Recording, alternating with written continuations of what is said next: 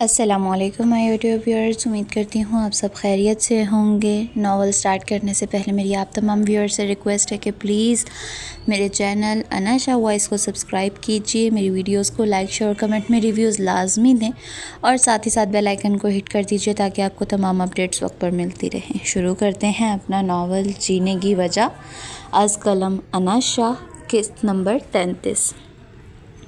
وہ دروازے کے سامنے کھڑا تھا، بالکل ساکت، جیسے جسم میں دوڑتی سانس سے ایک لمحے کو مفلوج ہو گئی ہوں۔ دروازے کے ہینڈل پر رکھے اس کے ہاتھ کی رگیں ابھری ہوئی تھیں، گویا ضبط کی آخری حد کو چھو رہی ہوں۔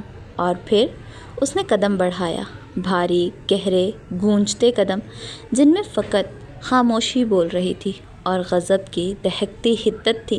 دروازہ کھلا تو سناٹا اس کا استقبال کرنے کو پہلے سے تیار کھڑا تھا۔ اس کے قدموں کی چاپ فرش پر بکھری گونج کی مانند ہر کونے میں پھیل گئی۔ سیڑھیاں اترتے ہوئے اس کی انگلیاں ریلنگ پر تھیں، ہر قدم اس کے ضبط کی حد کھینچتا جا رہا تھا۔ ہر سیڑھی اسے اس مقام کے قریب لا رہی تھی جہاں کچھ دن پہلے سلیم بندھا تھا، سلیم جس نے صرف دانین کا ہاتھ تھاما تھا اور راحم نے اس کا ہاتھ کاٹ دیا تھا۔ صرف اتنے پر وہ شخص زندگی بھر کے لیے مفلوج کر دیا گیا تھا۔ تو پھر وہ کیا سزا پائے گا جس نے دانین کو نقصان پہنچایا تھا، جس نے راحم کے وجود کی سانس سے چھیننے کی کوشش کی تھی، جس نے اس کی غیرت، اس کے جنون، اس کی محبت اور اس کے ضبط کو للکارا تھا۔ سیڑھیوں کے آخری کنارے پر اس کے قدم جیسے پتھر بن گئے۔ سامنے وہ دروازہ بند تھا، مگر راحم کے اندر کی آگ نے ہر دروازہ پہلے ہی توڑ رکھا تھا۔ اس نے دھیرے سے دروازہ کھولا۔ راحم کی نظر صرف ایک مقام پر جمی تھی، سامنے، بالکل سامنے کرسی پر بندھا وہ شخص جس کی حالت انسانیت کی تمام حدوں سے گری ہوئی تھی، جسم لہو سے لت پت، چہرے پر پہچان مٹ چکی تھی، آنکھوں میں خوف کا وہ رنگ جو صرف راحم دیکھ سکتا تھا۔ ایک لمحے کو راحم کے ہونٹوں پر سرد مسکراہٹ آئی۔ نہیں، یہ وہ شخص نہیں تھا جسے معافی دی جا سکتی تھی، یہ تو وہ تھا جس نے راحم سے دانین چھیننی چاہی تھی، اور اب راحم اس کے سامنے کھڑا تھا۔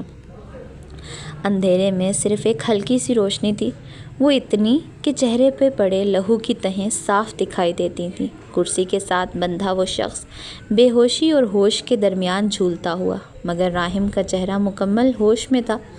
قدموں کی چاپ دیواروں میں گونج رہی تھی۔ وہ آگے بڑھا اور بالکل اس کے سامنے آ کھڑا ہوا۔ خاموشی کچھ لمحے راحم کی نظر کی شدت تلے گھٹتی چلی گئی۔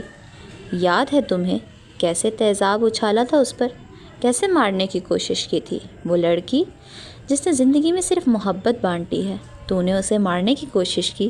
تیری ہمت کیسے ہوئی یہ سب کچھ کرنے کی؟ اس کا لہجہ اتنا سرد تھا کہ سناٹا کانپ گیا، جیسے وہ بول نہیں رہا، سزا سنا رہا ہو۔ اس کی چیخیں، اس کی سسکیاں میں نے اپنے سینے میں دفن کی ہیں، اور تو اب ان چیخوں کا حساب دے گا۔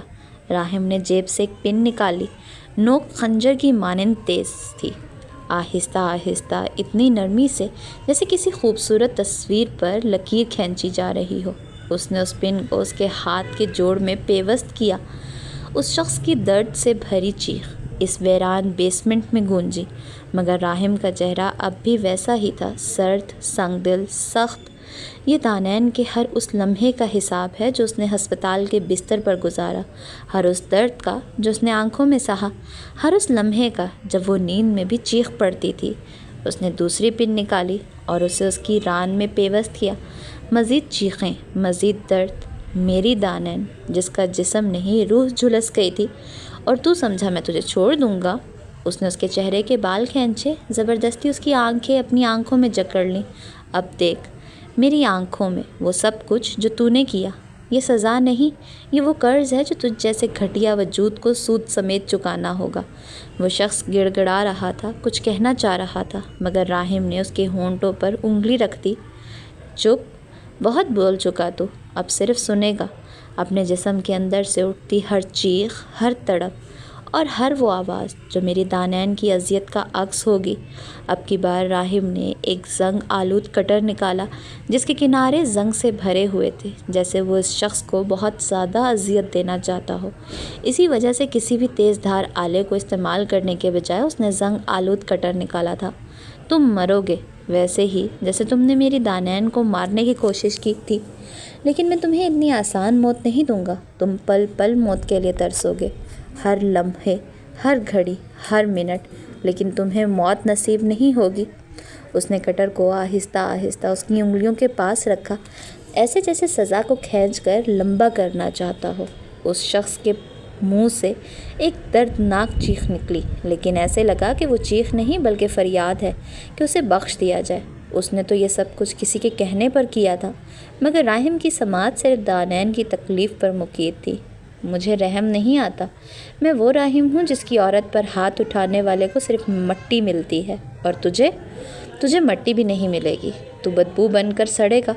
اس نے آخری ضرب اس کے پیٹ پر ماری تھی اور پھر سامنے والے کی چیخ حلق سے نکل کر دیواروں میں دفن ہو گئی۔ راحم پیچھے ہٹا، سانس بھاری تھی، لیکن چہرے پر صرف ایک بات لکھی تھی، یہ تو کچھ بھی نہیں ہے، یہ تو آغاز ہے۔ اصل سزا وہ ہے جو اب ہر دن تجھے مرنے نہیں دے گی، جینے کی اجازت بھی نہیں دے گی۔ اس کے بعد راحم نے باہر کا رخ کیا تھا اور جاتے جاتے اپنے بندوں سے کہہ کر گیا تھا، یہ بندہ مرنا نہیں چاہیے۔ وہ اپنے اپارٹمنٹ سے نکلا تو اس کا چہرہ اسپاٹ تھا، قدموں کی رفتار میں جلدی تھی۔ وہ سیدھا ہسپتال پہنچا تھا۔ اس نے جیسے ہی ہسپتال میں قدم رکھا، وہاں پر شاہ ہاؤس اور سکندر ولا کے تمام افراد ہی موجود تھے۔ وہ سیدھا ان کے پاس آیا اور کہنے لگا، آپ سب گھر چلے جائیں۔ یہ کہتے ہوئے اس نے نظریں نہیں ملائی تھیں۔ نہیں، ہم یہیں رہیں گے۔ حمزہ نے سب سے پہلے مخالفت کی۔ میں کہہ رہا ہوں نا، سب چلے جاؤ، یہاں رہ کر تم لوگ بھی ڈسٹرب ہو رہے ہو اور میں بھی۔ پر راحم، اذلان نے بولنے کی کوشش کی، لیکن اس نے ہاتھ اٹھا کر بات کاٹ دی۔ مجھے بحث نہیں کرنی، میں کچھ سننے نہیں آیا، صرف کہنے آیا ہوں کہ چلے جاؤ، مجھے اکیلے رہنے دو۔ کسی نے کچھ نہیں کہا، سب خاموشی سے ایک دوسرے کو دیکھنے لگے۔ شاید وہ سمجھ چکے تھے کہ اس وقت راحم کی ضد بحث کے قابل نہیں ہے، جبکہ حمزہ کے دل میں جو تھوڑے بہت مثبت خیالات راحم کے لیے پیدا ہوئے تھے، وہ دوبارہ سے ناپسندیدگی میں بدل گئے تھے۔ اسے یہ شخص بہت ہی مغرور اور گھمنڈی لگتا تھا، بات ایسے کر رہا تھا جیسے دانین کا یہاں پر موجود کسی شخص سے کوئی رشتہ نہیں ہے، بلکہ صرف اسی سے ہے۔ لیکن پھر حسین صاحب کی نظروں کو دیکھتے ہوئے اس نے بنا کچھ بولے حسین صاحب کو تھاما تھا اور باہر کا رخ کیا تھا، اور پھر سب نے ایک دوسرے کی طرف دیکھتے ہوئے باہر کا رخ کیا تھا۔ ان سب کے جانے کے بعد خاموشی نے ہر چیز کو اپنے اندر لپیٹ لیا تھا۔ راحم ایک لمحہ دروازے کے ساتھ کھڑا رہا، جیسے خود کو سنبھالنے کی مہلت دے رہا ہو، پھر وہ مڑا اور ریسیپشن کی طرف گیا۔ ڈاکٹر کہاں ہیں؟ سر، وہ ابھی راؤنڈ پر ہیں، بلاتی ہوں۔ چند لمحوں بعد ایک ڈاکٹر اس کی طرف آیا اور راحم کو مخاطب کرتے ہوئے کہا، ان کی حالت ابھی بھی سٹیبل نہیں ہے، پہلی سرجری ہم 5 دن بعد کریں گے۔ ابھی ہم صرف نیند اور وٹامنس دے رہے ہیں تاکہ باڈی ریڈی ہو جائے، ان کا جسم کمزور ہے۔ ٹھیک ہے، وہ صرف اتنا بولا اور پلٹ گیا۔ کمرے کا دروازہ آہستہ سے کھولا۔ سفید بستر پر وہی چہرہ تھا جسے دیکھ کر اس کی سانسیں سکون پاتی تھیں۔ آج وہی چہرہ بے جان لگ رہا تھا، چہرہ زرد ہو رہا تھا۔ اس نے خاموشی سے کرسی کھینچی اور بیٹھ گیا۔ گھڑی کی سوئیاں چل رہی تھی۔ راحم کی دانین کے چہرے پر نظر ٹکی ہوئی تھی۔ تمہیں کچھ نہیں ہوگا دانین، کچھ بھی نہیں، میں ہوں نا۔ یہ جملہ اس نے ہونٹوں سے نہیں دل سے بولا تھا۔ وہ پوری رات یوں ہی دانین کے چہرے کو بیٹھ کر دیکھتا رہا تھا۔ کمرے میں بس اس کی موجودگی تھی اور دانین کا زخموں سے بھرا وجود، باقی سب کچھ جیسے کہیں دور چھوٹ گیا تھا۔ شاہ ہاؤس کے دروازے پر جوتوں کی چاپ آہستہ آہستہ مدھم ہوتی گئی۔ کسی نے اسٹڈی کی طرف رخ کیا، کوئی سیدھا سیڑھیوں کی طرف مڑا۔ ایک دوسرے سے مختصر سی نظریں ملی، کچھ ادھورے سے جملے، ابھی سو جاؤ، صبح پھر راحم کے پاس جائیں گے، اسے اس طرح سے اکیلے نہیں چھوڑ سکتے، کافی رات ہو گئی ہے، صبح بات کریں گے، وغیرہ وغیرہ۔ سب کے چہروں پر تھکن بھی تھی اور دلوں میں الجھن بھی۔ کسی نے کچھ کہا نہیں، لیکن سب کچھ کہا جا چکا تھا۔ مہنور خاموشی سے اپنے کمرے میں آ کر بیڈ پر بیٹھ گئی۔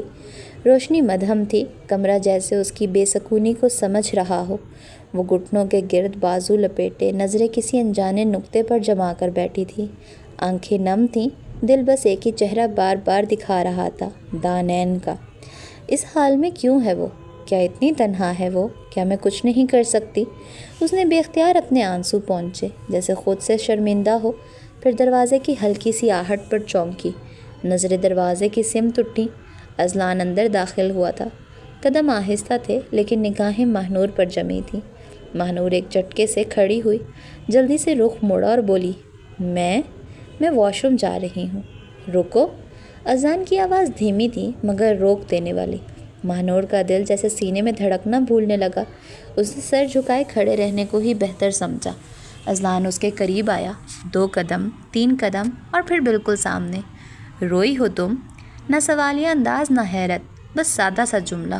ماہنور کی پلکیں لرزیں، لب ہلے مگر کوئی لفظ نہ نکلے۔ کیوں؟ اذلان نے آہستگی سے پوچھا۔ ماہنور نے بامشکل نظریں اٹھائیں۔ اذلان کی آنکھوں میں سوال نہیں تھا، سمجھ تھی۔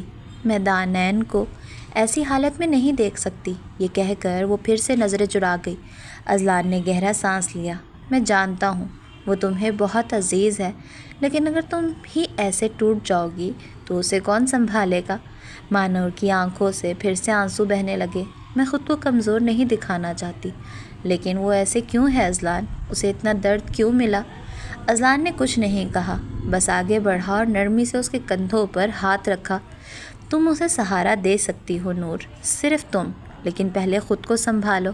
اس کے لہجے میں نرمی تھی، شدت نہیں۔ ماہنور کی آنکھیں بند ہو گئیں۔ کیسے؟ اذلان نے جواب نہیں دیا، بس اسے اپنی باہوں کے حصار میں لے لیا۔ وہ پل بھر کو ٹھٹکی، مگر پھر جیسے کوئی ٹوٹا ہوا ٹکڑا جگہ پر آ گیا ہو، وہ آہستہ سے اس کے سینے سے لگ گئی۔ اذلان کی گرفت مضبوط ہوئی لیکن نرم۔ تم ہار نہیں مان سکتی نور، اگر تم کچھ اور نہیں کر سکتی تو ایٹ لیسٹ اپنے لفظوں کے سہارے اسے تسلی تو دے سکتی ہو نا۔ اور اگر تم اس طرح سے بار بار روگی، خود کو کمزور ثابت کرو گی تو دانین کا کیا ہوگا؟ اس کے الفاظ جیسے دل سے نکلے ہوں۔ کچھ لمحے یوں ہی گزرے، خاموشی، نرمی اور وہ لمس جو کسی تعلق کو لفظوں سے زیادہ واضح کر دیتا ہے۔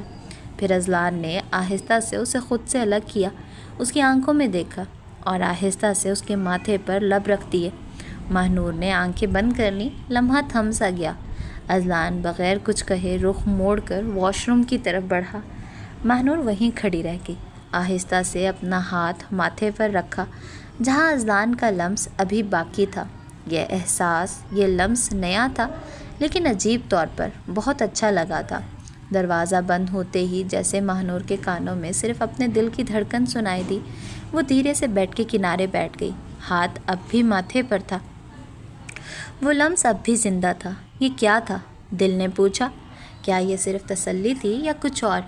لیکن جواب کوئی نہ آیا، بس خاموشی جو اندر شور کی طرح گونج رہی تھی۔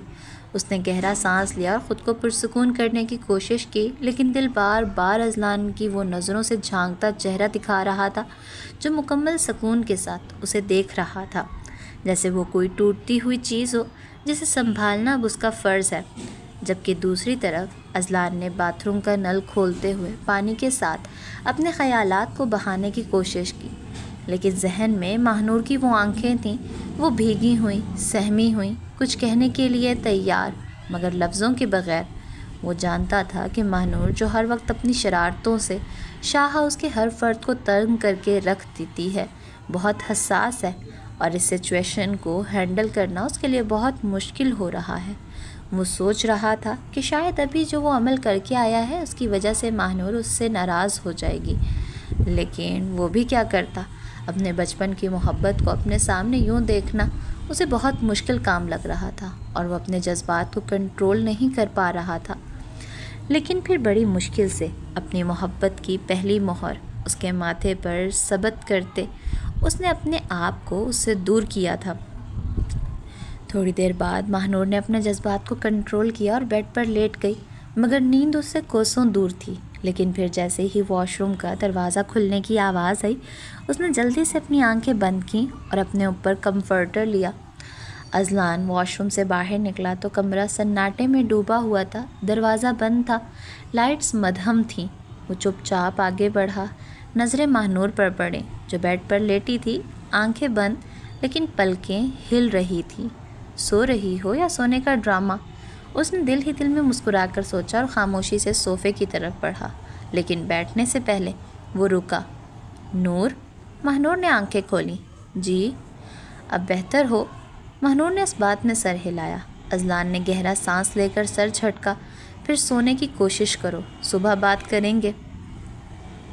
رات کے کسی پہر جب چاندنی کھڑکی سے چھن کر اندر آ رہی تھی، ماہ نور نے آہستگی سے آنکھیں کھولیں۔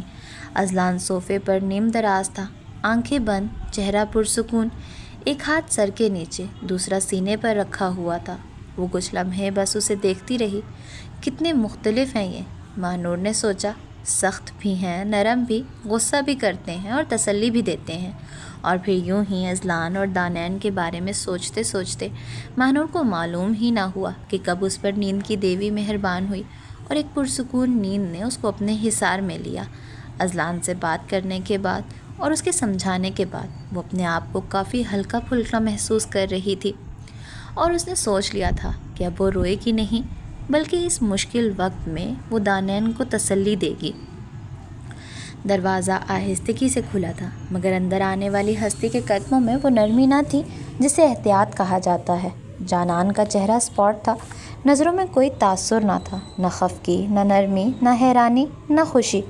وہ بنا کسی سمت دیکھے، بنا کمرے کے مکین کو مخاطب کیے سیدھی بیڈ کی جانب بڑھی۔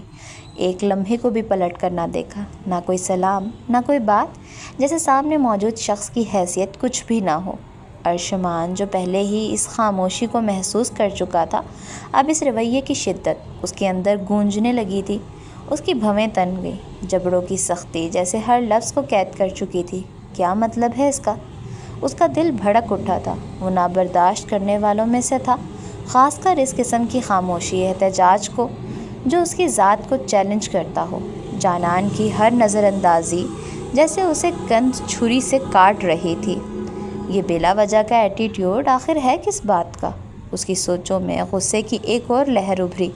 اس سے پہلے کہ وہ خود کو روک پاتا، قدم خود بخود جانان کی جانب بڑھ گئے۔ تیزی سے آگے بڑھا اور ایک ہی جھٹکے میں جانان کے بازوؤں کو پکڑ کر اسے سختی سے اپنی طرف گھمایا۔ جانان کو جیسے کرنٹ لگا ہو، وہ اس لمحے کے لیے بالکل بھی تیار نہیں تھی۔ اگلے ہی لمحے وہ سیدھی ارشمان کے مضبوط سینے سے جا لگی۔ ارشمان، اس کے لب ہلے مگر آواز نہیں نکلی۔ ارشمان کا چہرہ اس کے بہت قریب تھا، آنکھیں شعلوں کی مانند دہک رہی تھیں۔ یہ سب کیوں کر رہی ہو؟ اس کی آواز میں ایک عجیب ضبط چھپا تھا، ایک ایسی شدت جو اب کناروں سے چھلکنے والی تھی۔ یہ تم بلا وجہ کا ایٹیٹیوڈ مجھے کیوں دکھا رہی ہو؟ جانان کی پلکیں لرزیں، وہ سمجھی ہی نہیں، اس کا دماغ خالی تھا۔ یہ جو تم سمجھ رہی ہو نا کہ تم مجھ سے بچ جاؤ گی یا اپنی من مرضی کرو گی، تو یہ تمہاری بھول ہے۔ ارشمان نے اس کے بازو کی گرفت اور سخت کی، مگر اتنی کہ وہ اسے تکلیف نہ دے، صرف اس کا دھیان اپنی طرف مرکوز کرے۔ میں تمہیں کچھ وقت دے رہا ہوں، لیکن اس کا یہ مطلب نہیں ہے کہ تم سر پر چڑھ جاؤ، اور یہ وقت بھی صرف آج کل کے حالات کی وجہ سے مل رہا ہے، لیکن مجھے نہیں لگتا کہ تمہیں یہ راس آ رہا ہے۔ جانان کی آنکھیں جیسے دھندلا گئیں، وہ ہر بات پر حیرانی سے اس کی طرف دیکھ رہی تھی۔ میں نے کیا کیا ہے؟ وہ دل ہی دل میں بولی۔ میں تو ہمیشہ ایسی ہی تھی، کم بولنے والی، کسی کو بلا وجہ مخاطب نہ کرنے والی۔ اس کے ذہن میں خیالات کی ایک بھیڑ تھی، لیکن زبان پر مکمل خاموشی۔ مگر ارشمان کو خاموشی برداشت نہ تھی، خاص کر جانان کی۔ کیا میرے وجود کی کوئی اہمیت نہیں تمہارے لیے؟ کیا میں تمہیں دکھائی نہیں دیتا؟ اب کی بار وہ غصے سے دھاڑا تھا۔ جانان کی پلکوں میں نمی لرزی، اس کی آنکھیں ارشمان کے چہرے پر جمی تھیں، جو اس وقت مکمل طوفان کا منظر پیش کر رہا تھا۔ مجھے سمجھ نہیں آ رہا تم کس بات پر اتنا ایٹیٹیوڈ دکھاتی ہو، وہ آہستگی سے بولی۔ ارشمان کی آنکھیں لمحہ بھر کے لیے اس کے لبوں پر ٹھہری، اور پھر جیسے وہ سب ضبط کے بندھن توڑ بیٹھا۔ کچھ کہے بنا، بغیر اجازت کے وہ جھک کر اس کے لبوں کو اپنے لبوں میں قید کر چکا تھا۔ جانان کی سانسیں جیسے تھم گئی تھیں، وہ ہل بھی نہ سکی۔ یہ لمس، یہ قرب، یہ اس کی برداشت سے باہر تھا۔ ارشمان کا لمس جان لیوا تھا، مگر اس میں کوئی جلد بازی نہ تھی، ایک دعویٰ، ایک سزا، ایک پیغام چھپا تھا۔ جب ارشمان نے اسے خود سے الگ کیا تو جانان نے بامشکل اپنی سانسیں بحال کیں۔ اس کا سینہ اوپر نیچے ہو رہا تھا، وہ ایک ہاتھ سینے پر رکھے لمبی لمبی سانسیں لے رہی تھی۔ ارشمان کی نگاہوں نے اس کیفیت کو محسوس کیا، اور پھر اس کے لبوں پر ایک ہلکی طنزیہ مسکراہٹ آئی۔ ایٹیٹیوڈ صرف تب دیا کرو جب سہ بھی سکو، یہ کہتے ہوئے وہ پیچھے ہٹا، جانان کو وہیں چھوڑا اور خاموشی سے ریسٹ روم کی جانب بڑھ گیا۔ جانان اب بھی وہیں کھڑی تھی، ہلکی کپکپاہٹ، الجھن اور انجان سی بے بسی لیے۔ اسے بس بھی نہیں سمجھ آیا تھا کہ اس نے کیا کیا تھا جس کی یہ سزا ملی، یا شاید یہ سزا نہ تھی، صرف ایک اعلان تھا، اعلان اختیار، اعلان شدت، اعلان ضد، جسے لفظوں میں کہنا ارشمان کی فطرت میں نہ تھا۔ دروازے کے بند ہونے کی مدھم آواز جیسے کمرے میں گونجی اور جانان کے وجود میں ایک اور زلزلہ برپا کر گئی۔ وہ ابھی تک وہیں کھڑی تھی، بے حس، بے صدا، ساکت۔ سانسیں اب بھی بے قابو تھیں، ہاتھ اب بھی سینے پر رکھے تھے، جیسے دل کو قابو میں رکھنے کی ناکام کوشش کر رہی ہو۔ یہ کیا تھا؟ اس کے دل میں ایک دھیمی سی صدا ابھری، بے یقینی کی۔ ارشمان کی آنکھوں کی شدت، وہ گرفت، وہ سختی، وہ لمس، سب جیسے اس کی جلد پر، اس کی روح پر نقش ہو گیا ہو۔ میں نے تو کچھ نہیں کہا تھا، نہ کچھ کیا تھا۔ وہ آہستہ آہستہ بیڈ پر بیٹھ گئی، گویا ٹانگوں میں سکت نہ رہی ہو۔ میں نے صرف بات نہیں کی، بس خاموشی اختیار کی، جیسا میں ہمیشہ کرتی ہوں۔ آنکھوں میں نمی جھلکنے لگی۔ کیا یہ اتنی بڑی بات تھی کہ وہ اس کے لب کانپے، مگر وہ مکمل جملہ ادا نہ کر سکی۔ دل ایک عجیب سی گرفت میں تھا، نہ غصہ تھا نہ خوشی، بس ایک بھاری پن۔ مجھے کچھ سمجھ نہیں آ رہا کہ یہ میرے ساتھ ہی کیوں ہو رہا ہے۔ ارشمان کیوں مجھے ہمیشہ بے بس کر دیتے ہیں؟ کیوں آپ کو نظر نہیں آتا کہ میں بھی ایک انسان ہوں؟ جانان نے سر دونوں ہاتھوں میں تھام لیا۔ کیا واقعی میں نے انہیں اگنور کیا تھا؟ کیا واقعی وہ سوچ رہے ہیں کہ میں انہیں نظر انداز کر رہی ہوں؟ وہ لمحوں کے تسلسل میں کھو گئی۔ ارشمان کے وہ الفاظ، تم یہ مت سمجھنا کہ تم مجھ سے بچ جاؤ گی، میں تمہیں وقت دے رہا ہوں، اس کا مطلب یہ نہیں کہ سر چڑھ جاؤ۔ ہر لفظ جیسے اس کے اندر گونج رہا تھا۔ آنکھوں کے گوشے نم ہو چکے تھے۔ اس نے سر اٹھا کر ریسٹ روم کے دروازے کی طرف دیکھا۔ اتنی شدت سے کوئی کسی پر کیسے اختیار جتا سکتا ہے؟ پھر اپنے لبوں پر آہستگی سے انگلی رکھ دی، وہی لب جنہیں ابھی کچھ لمحے پہلے وہ لمس محسوس ہوا تھا جو صرف تعلق کی سند لیے آیا تھا۔ میں کچھ کہہ بھی نہ سکی۔ شرمندگی اور غصے کی ایک لہر نے اس کے وجود کو لپیٹا۔ کاش وہ سمجھ پاتے کہ میں خاموش رہ کر بھی اب ان سے جڑی ہوں۔ اس نے آہستہ سے بیڈ کی چادر کو مٹھی میں جکڑ لیا، جیسے اپنے منتشر وجود کو قابو میں لانا چاہتی ہو۔ دروازے کے ہینڈل کی ہلکی سی آواز اس کے دل کی دھڑکن کے ساتھ ہم آہنگ ہو گئی۔ جانان نے تیزی سے اپنے آنسو پونچھ ڈالے، جیسے کچھ چھپانا چاہتی ہو، جیسے خود کو نارمل دکھانے کی ناکام کوشش کر رہی ہو۔ دروازہ کھلا اور ارشمان باہر نکلا۔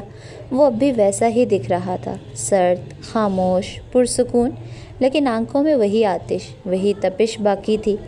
کمرے میں ایک پل کے لیے خاموشی چھا گئی۔ صرف دو سانسیں تھیں، ایک بے ترتیب، ایک ضبط شدہ۔ ارشمان نے اس کی طرف دیکھا۔ وہ بیڈ پر بیٹھے نظریں نیچے کیے اپنے ہاتھوں کی لکیروں میں کچھ تلاش کر رہی تھی۔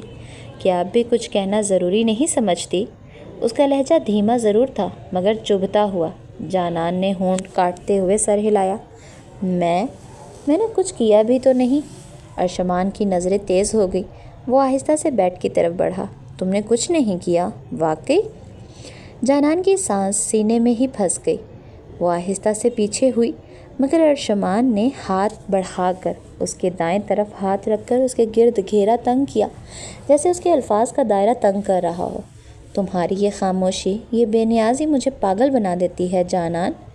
مجھے یہ چیز بالکل بھی نہیں پسند کہ کوئی مجھے اگنور کرے، خواہ وہ میرا دوست ہو یا دشمن، اور تم تو میری بیوی کے عہدے پر فائز ہو، تو میں کبھی بھی نہیں چاہوں گا کہ تم انجانے میں بھی مجھ سے لاپرواہی برتو۔ اس چیز کو اپنے چھوٹے سے دماغ میں جتنی جلدی بٹھا لو گی اتنا تمہارے لیے بہتر ہوگا۔ یہ کہتے ہی ارشمان اس سے دور ہوا اور کمرے کی لائٹ بند کرتے بیڈ کے دوسری طرف جا کر لیٹ گیا، اور ساتھ ہی جانان کو غصے سے کہا کہ تمہیں سونے کے لیے کوئی اسپیشل انویٹیشن دینا پڑے گا۔ یہ الفاظ سنتے ہی جانان جلدی سے اپنی جگہ پر لیٹی، اور اس کے لیٹتے ہی بنا اس کو سمجھنے کا موقع دیا ارشمان نے اسے اپنی باہوں کے مضبوط حصار میں قید کیا، جبکہ جانان نے اپنا سانس تک روک لیا۔ ارشمان نے بنا کوئی پرواہ کیے اس کی گردن میں اپنا منہ دیا اور اپنی آنکھیں بند کر لیں۔ تھوڑی دیر بعد جب اسے لگا کہ ارشمان سو گیا ہے تو اس نے اپنے آپ کو اس کے حصار سے نکالنے کی کوشش کی، لیکن ارشمان کی گرفت مضبوط تھی۔ اس لیے جانان بھی خاموشی سے لیٹ گئی اور اپنی آنکھیں بند کر لیں۔ راحم خاموش بیٹھا تھا، دیوار کو گھورتا ہوا جیسے وہی کچھ بتا دے جو اسے جاننا تھا۔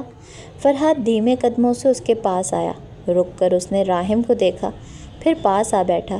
کیسی ہیں بھابھی؟ آواز مدھم تھی لیکن فکر چھپی نہیں تھی۔ راحم نے پلکیں اٹھائیں، فرحاد کی طرف دیکھا، پھر آہستہ سے بس سر ہلا دیا۔ فرحاد نے سانس کھینچی جیسے کچھ اور پوچھنا ہو، پھر لمحے بھر کو خاموشی چھا گئی۔ کچھ پتہ چلا کس نے کروایا؟ الفاظ سادہ تھے پر بھاری۔ راحم نے نظریں نیچی کر لیں، تھوڑی دیر خاموش رہا جیسے زبان پر لفظ نہیں آ رہے تھے، پھر دھیرے سے کہا، صدیقی صاحب اور اس کی بیٹی لائبہ، بس اتنا کہا۔ فرحاد نے کچھ نہیں کہا، صرف آگے ہوا، اپنا ہاتھ راحم کے کندھے پر رکھا۔ کوئی حیرت نہیں تھی چہرے پر، جیسے وہ یہ پہلے ہی جانتا ہو۔ کچھ لمحے گزرے، تو پھر اب کیا سوچا ہے؟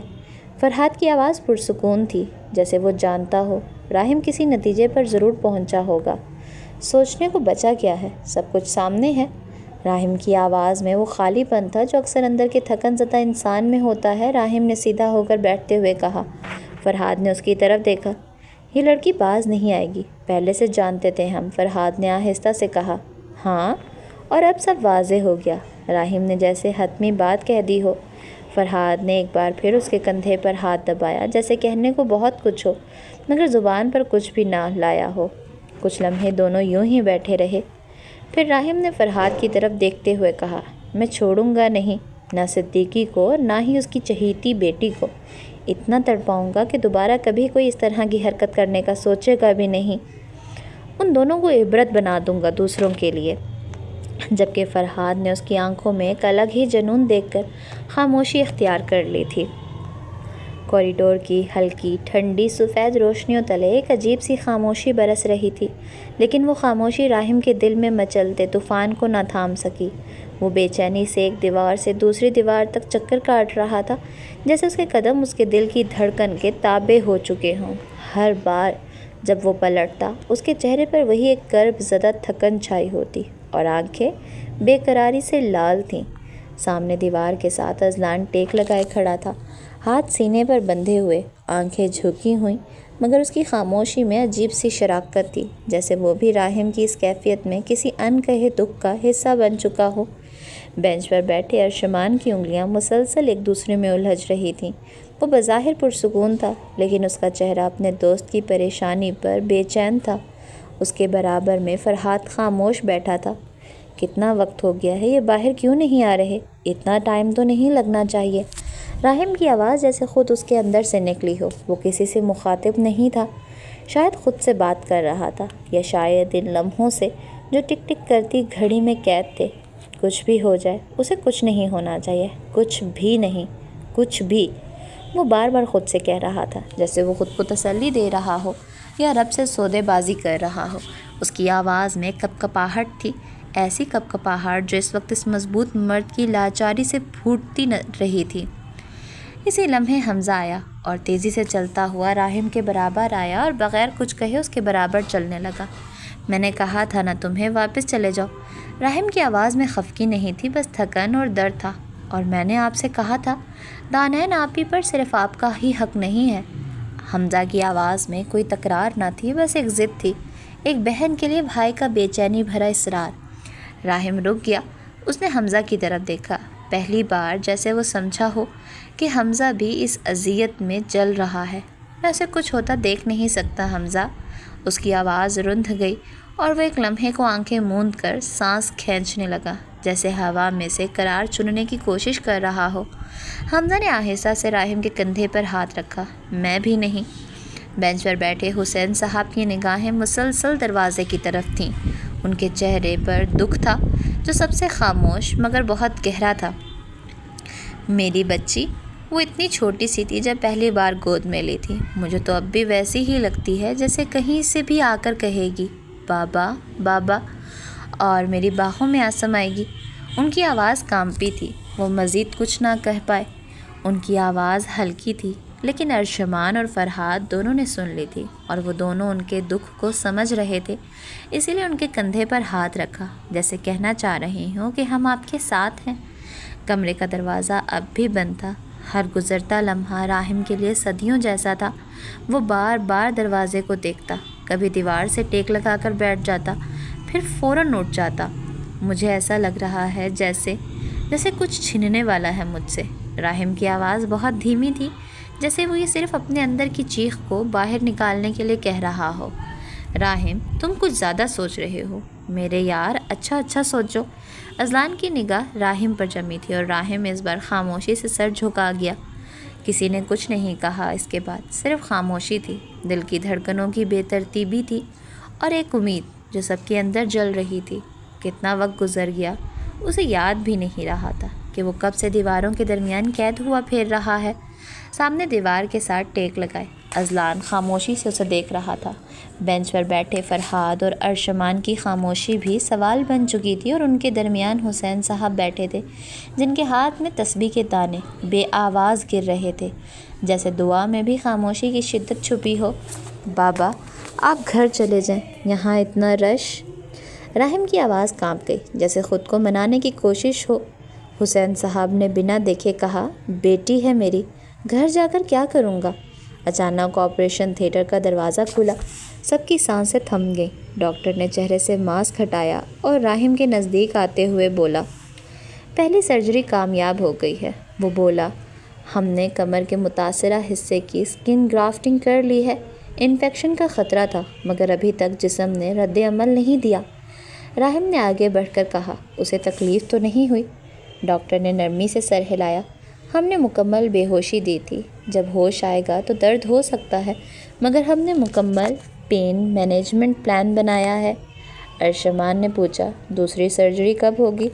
ڈاکٹر نے فائل میں کچھ نوٹ دیکھ کر کہا، اگر سب ٹھیک رہا تو 2 ہفتے بعد۔ اس میں ہم مزید جلد گرافٹنگ، ساتھ بیک مسلز کو سپورٹ دینے کی کوشش کریں گے، کیونکہ متاثرہ جگہ بہت حساس ہے۔ فرحاد آہستہ سے بڑبڑایا، ایک لڑکی اتنا درد کیسے جھیلے گی؟